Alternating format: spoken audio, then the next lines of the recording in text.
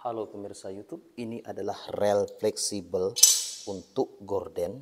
Ini adalah gorden yang sudah saya buat. Lihatlah, sudah ada kawat-kawatnya untuk melengketkan atau memasang rel fleksibel ini. Dan lihatlah, ini adalah roda rel fleksibel. Boleh saya perlihatkan untuk Anda dari dekat. Ini adalah roda rel fleksibel. Oke, roda ini roda gorden yang sangat bagus. Ini elastis, bisa putar kemana-mana, bisa putar kiri, putar kanan, dan di dalamnya ada juga rel fleksibel. Kemudian lihatlah, saya memasangnya. Ini sudah saya pasang ya, tutup rel fleksibel yang sudah saya pasang. Kemudian saya akan memasukkan rel fleksibel, alat-alatnya atau roda ini ke bagian rel. Oke, ini adalah relnya. Kemudian bagian ini akan saya masukkan saja. Rel ini sangat lancar dan sangat mudah untuk dijalankan. Seperti ini. Sangat elastis. Jadi rekomendasi untuk Anda yang ingin memesan gorden, membuat gorden, pakailah rel seperti ini.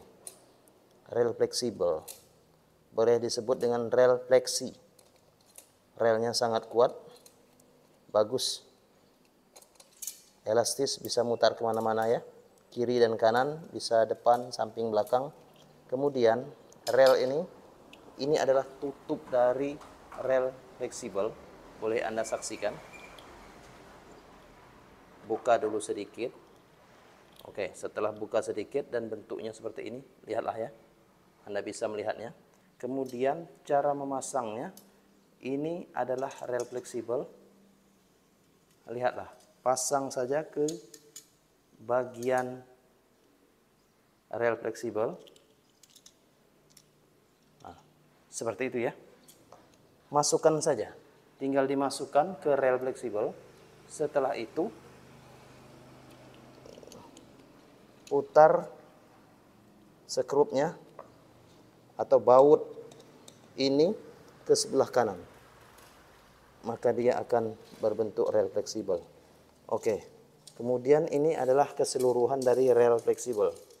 Kemudian rel fleksibel ini saya pasang ke bagian kaki gorden.